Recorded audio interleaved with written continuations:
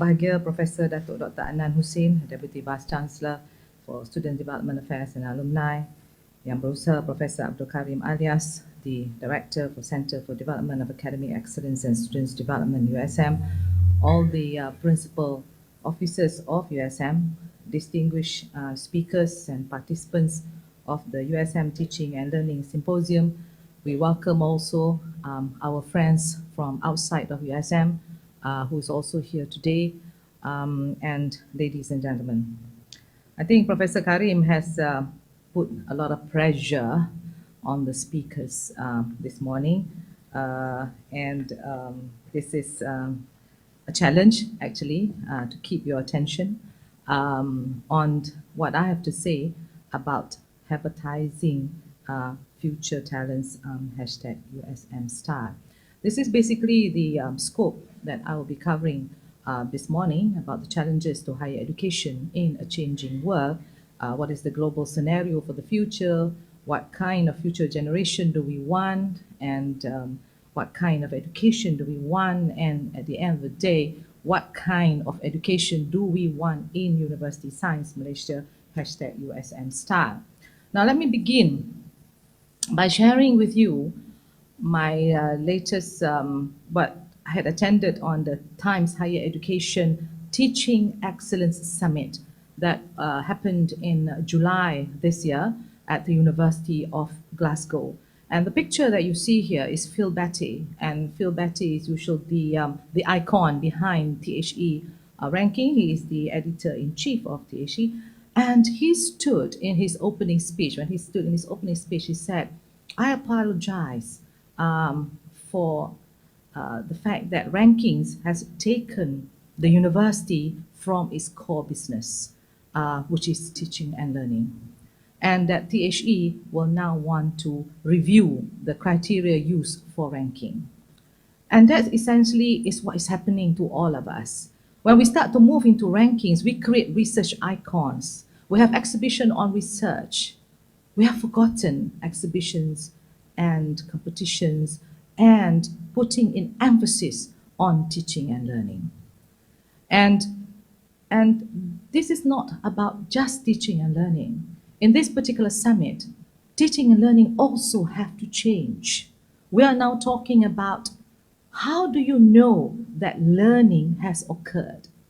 It's no longer about style of teaching. It's no longer about whether students remember what you teach. The question now is that how do you prove that learning has occurred? And because of that, I came back from Glasgow and asked Professor Rahman to now allocate R&D grants for teaching and learning. And this is now under the auspices of Professor Karim to now be able to come up with the criteria, but this time about how to show that learning has occurred. And this would entail multidisciplinary research, combination with brain science. You have to show proof. Nobel laureates in the Glasgow meeting are presenting papers on how they now integrate science and arts in order to be able to prove that learning has occurred. Not memorization, not retention, but learning. Okay, that will be the challenge for all of us as well. And basically, I would like to thank Professor Karim and his entire team for actually now realizing this vision of wanting to have an emphasis on teaching learning in this campus. Ladies and gentlemen, let's give a big hand to Professor Karim and his entire team. I know they have given sleepless nights, I'm sure, to have this thing happen, and of course he whispered to me without budget, or paham, bendahari is beside you, handle it. Okay, so for the next future. Now, in Malaysia, we didn't go so gung-ho as to say there are no icons for teaching and learning. Professor Karim is an icon at teaching and learning, Anugerah Akademik Negara for teaching and learning. His sidekick, Dr. Azidah, is also the winner, the latest winner for Anugerah Akademik Negara Teaching and Learning. So we have quite a number of teaching and learning icons on campus, and that's why we empower people who are leaders to now be able to realize what is it that needs to be done. Well, we have icons, we didn't concentrate on the process itself. And this is where I think seminars like this need to go on, because we need to now talk about not what we are teaching, but how are we teaching the students to ensure that learning has occurred, right? And this is where I would like to begin by saying that the world is changing, right?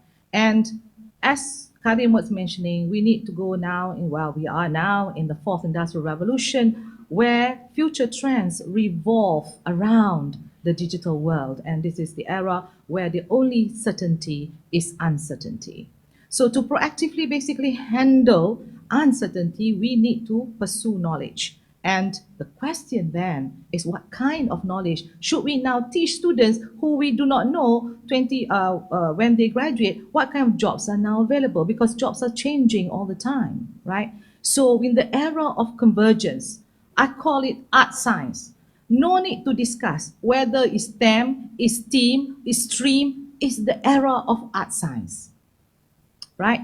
And basically, this is now saying we are integrating arts and science, art science, right? We need no longer work in silos, all right? And we need to work together, we need to share information, and we need to co-create. And that's why we have people from outside USM who is also here today. And this is the sharing that we would like to do for all. Basically, we need to communicate.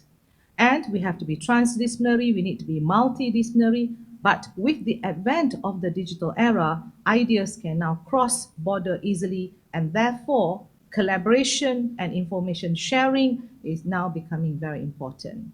We have now moved from a regular economy to sharing economy, where data is now connected, where they're sharing information, and we are going now to collaborative economy, right? And this is the new business model that we need to now face with.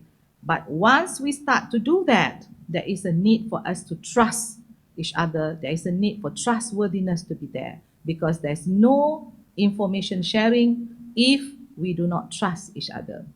I look at your face, you look at my face. I don't have what it takes. You don't have what it takes for me to share any information. So if that is the case, then there is no collaboration that is going to take place. So it's very important that the education system that we have also address this particular issue. Ladies and gentlemen, students are changing. They are not like us before.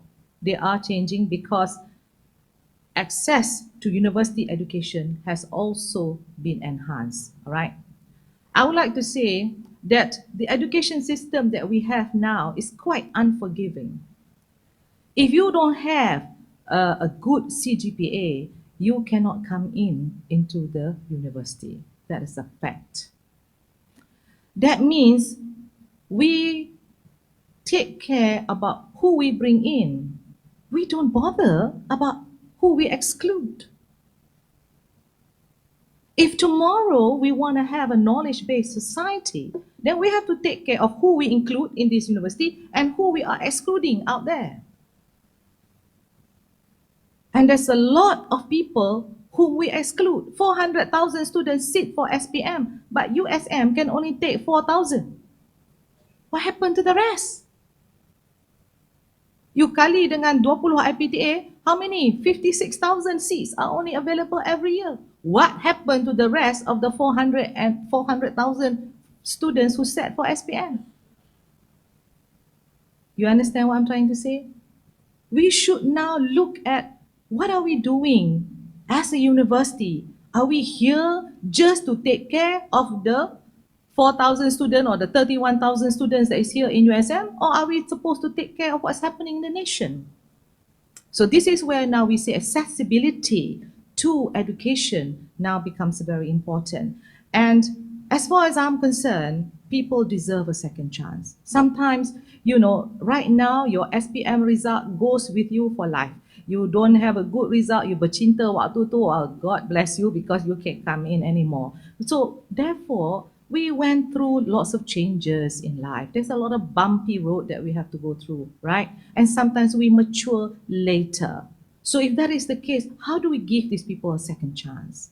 So this is where we say now, We at the university is no longer training those within campus. Those within campus are people who are learning to earn, learn to earn, I call that, right?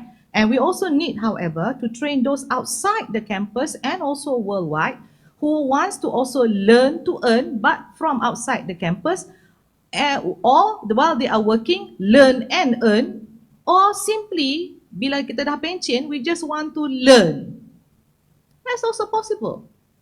All right, this is what university education is all about, and we are now faced, therefore, as lecturers, with a diverse set of students with different needs. So within campus, we are now dealing with millennial. Millennial are 36 years and below. Angkat tangan.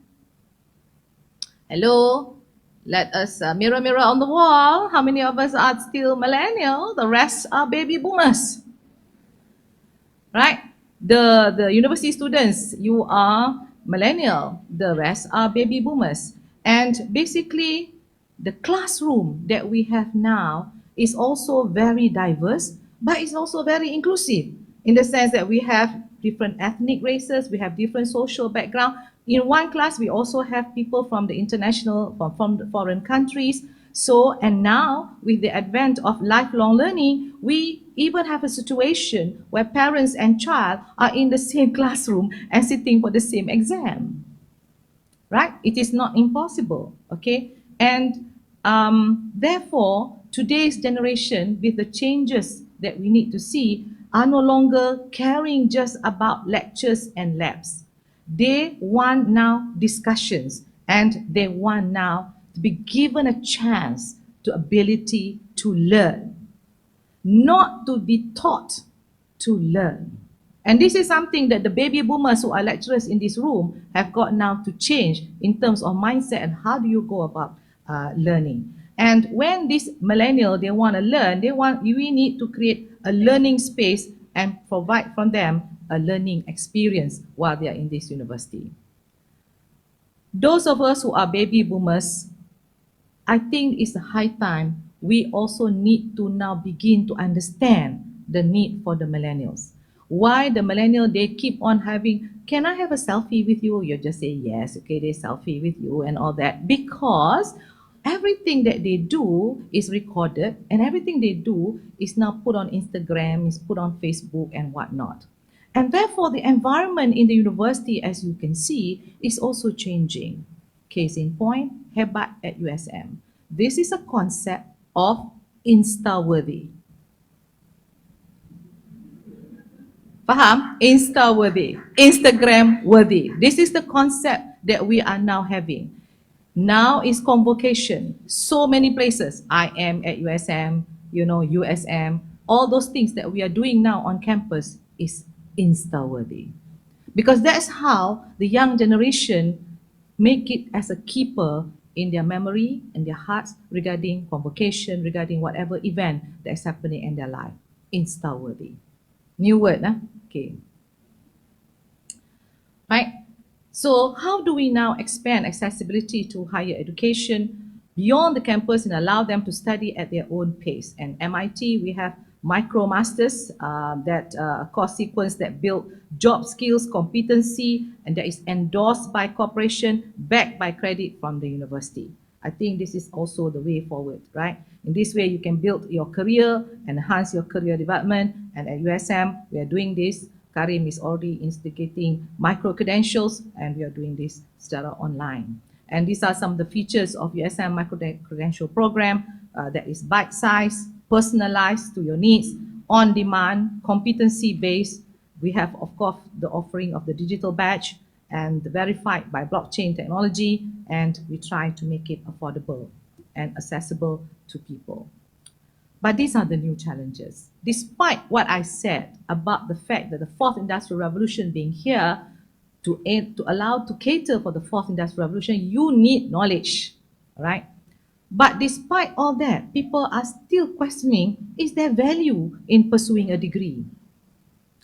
Are universities worthy of public support? Doubts of whether having a university education is good for the nation. Sometimes you just wonder, with all these criticisms that's coming in to higher education, why are people still asking these questions, knowing that coming to university is all about knowledge? Maybe some of the reasons include that university is not moving fast enough to move with the change required, right? And the teaching that we provide are not relevant and are not meeting the needs of the industries.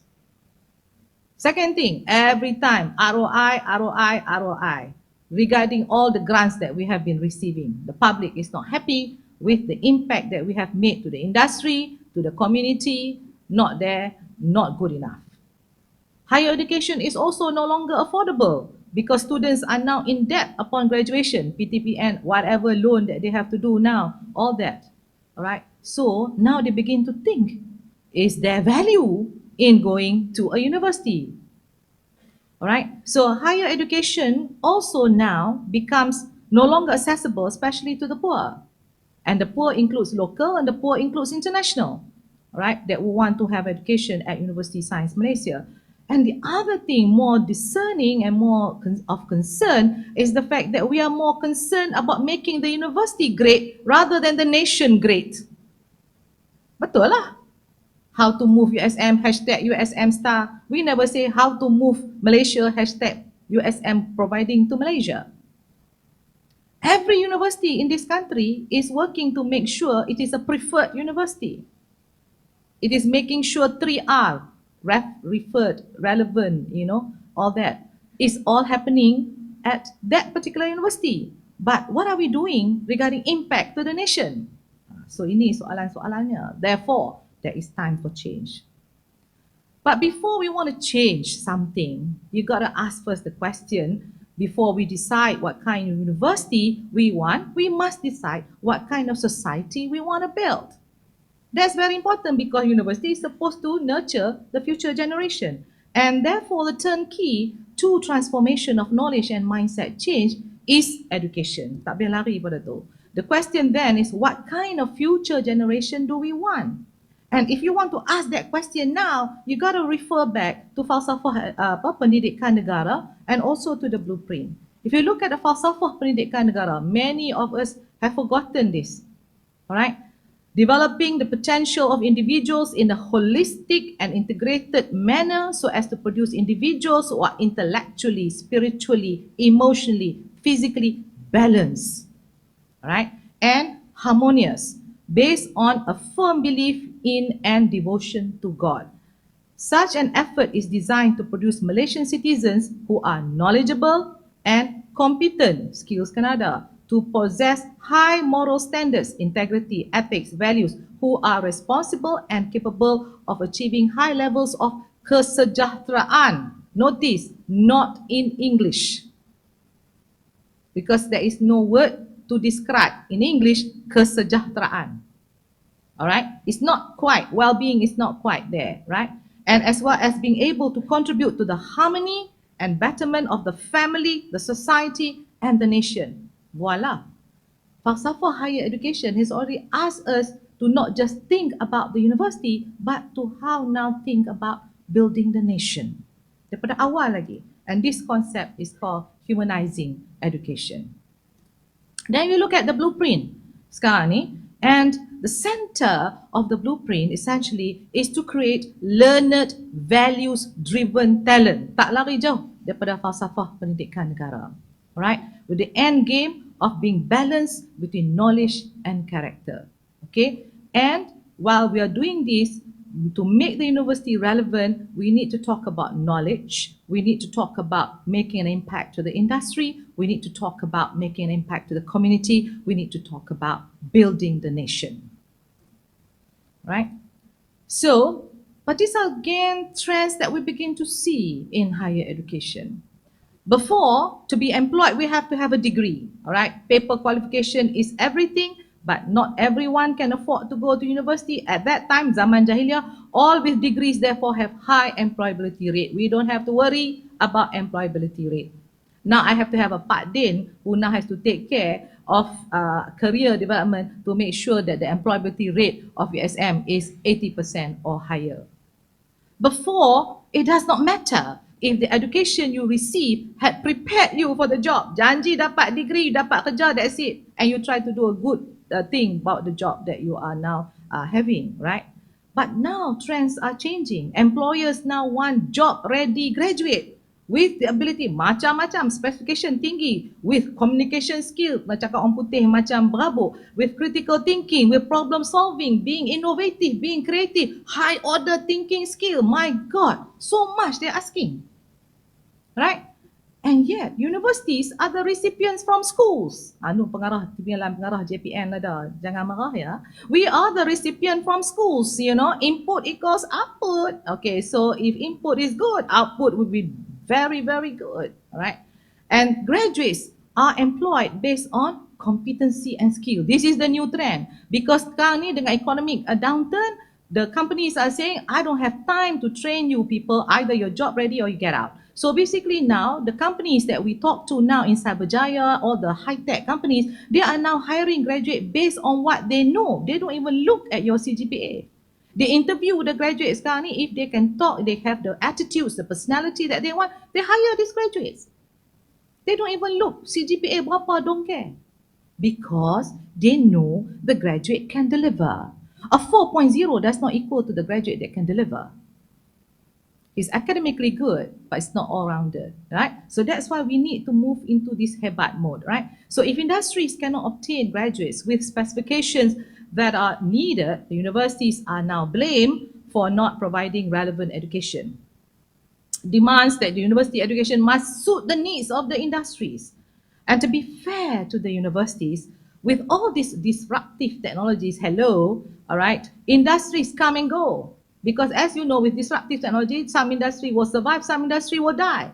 And how can university now be asked to tailor-make graduates to the needs of the industry that may not be there as soon as the graduate graduates, right? And therefore, the skills demanded today also may no longer be irrelevant tomorrow, with, as I said, with the advent of the fourth industrial revolution. So basically, ladies and gentlemen, universities are not factories to tailor-made requests. We are in the business of educating talents for the future. Basically, this is the key word. The university prepares you for your career, not for your job. Do you understand the difference? Yeah.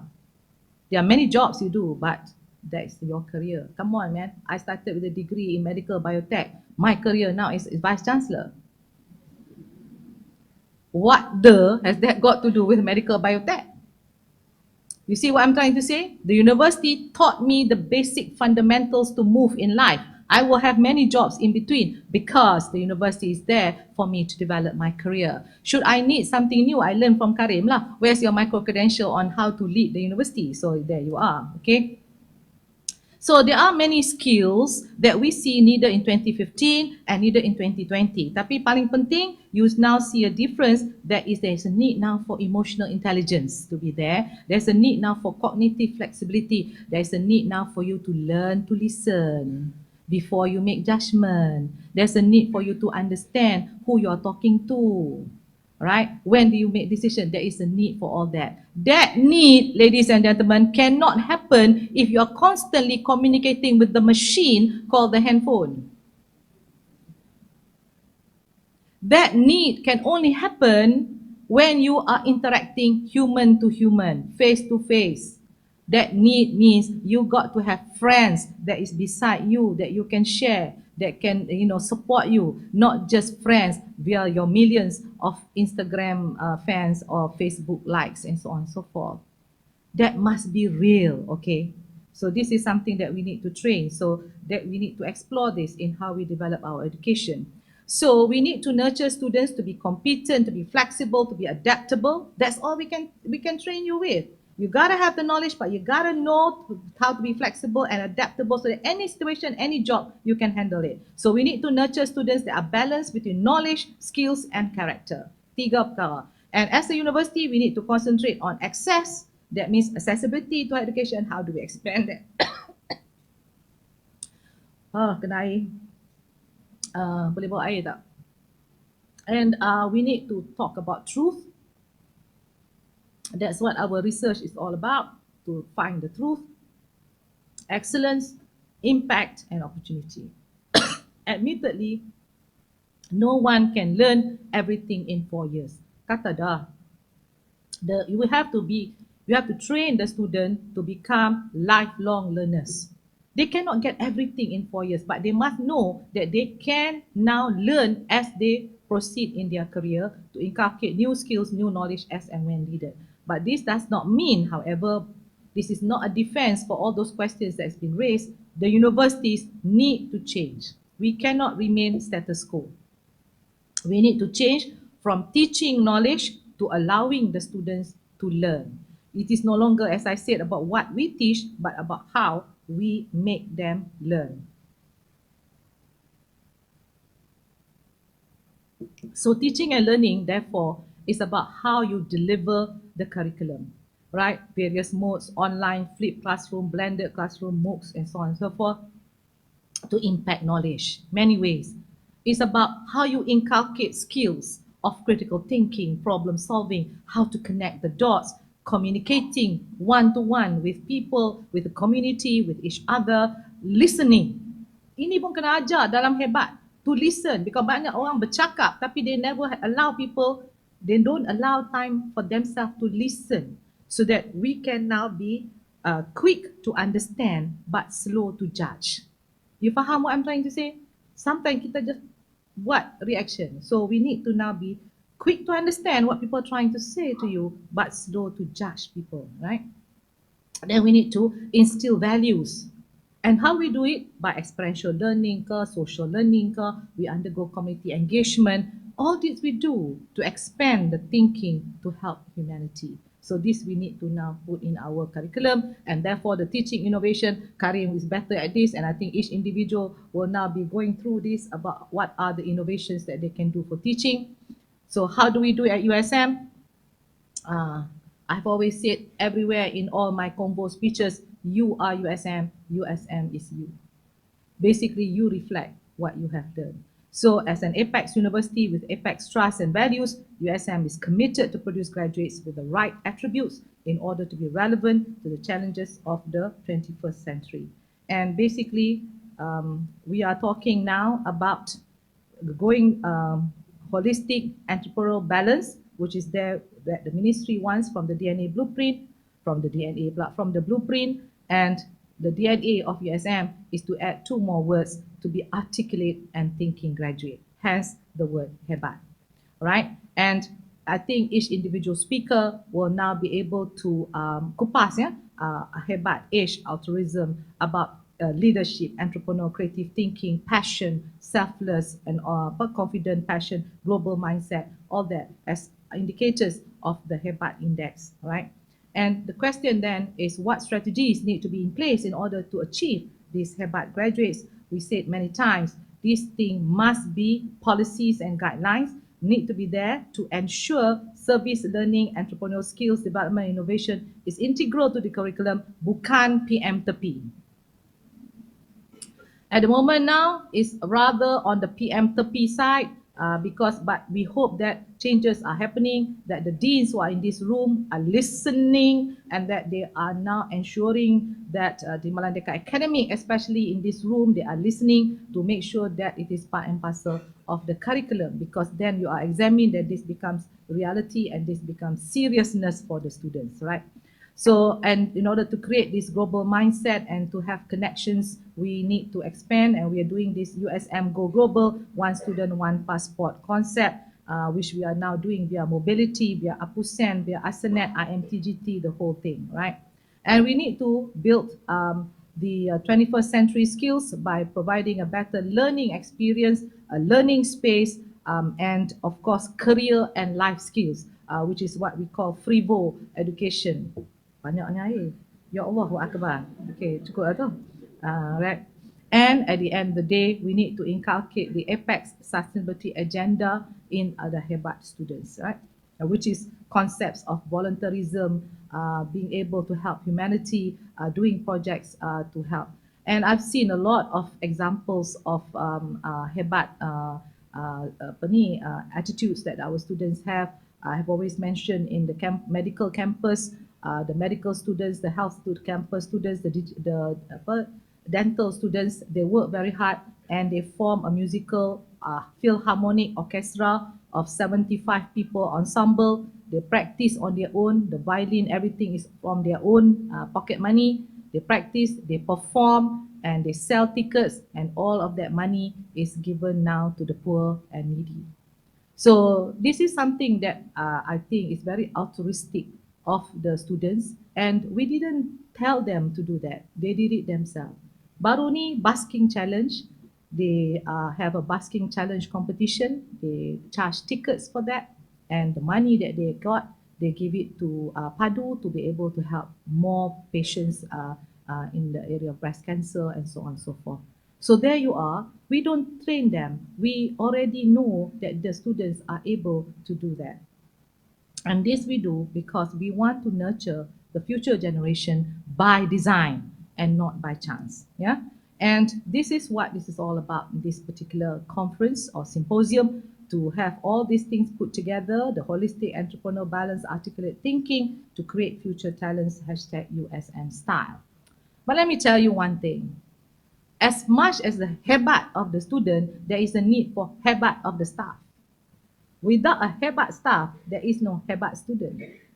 Jangan dok pay attention sangat kepada student sampai sendiri tak tengok sama ada kita ni mampu ke tak untuk lead and ensure that our anak-anak are hebat. Yeah? So we need to manage talents among the academic and support staff, and not only students are changing, staff in the university is also changing. This is where HR, tak tahu kepala HR is not here today, but I hope the HR people in this room are paying attention as well, because the staff is also changing, because we are now hiring millennial as well as staff, right? Millennial as academic staff, millennial as the support staff or non-academic staff. So that makes now those, as I said, 36 years and below, and the rest of us who are over 36 years are baby boomers and so on and so forth. But managing talents in the future is about three things: adjusting to the changing work environment, therefore they have to be more flexible. Jangan kita kata train the student to be flexible, adaptable. Kita sendiri tak boleh flexible and adaptable.